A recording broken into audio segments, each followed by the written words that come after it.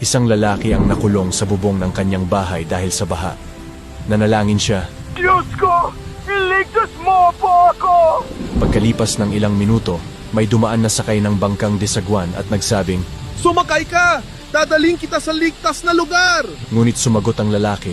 Hindi. Salamat. Ililigtas ako ng Diyos. Pagkatapos, dumating ang isang rescue team sakay ng bangkang dimotor. Bilisan mo, pumasok ka na. Tumataas pa rin ang tubig.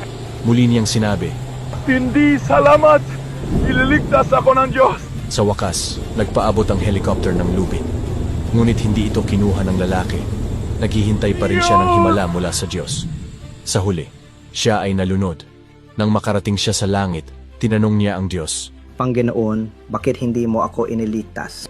Sinabi sa kanya ng Diyos na ang bangka, ang rescue boat, at ang helicopter ay ipinadala upang tulungan siya.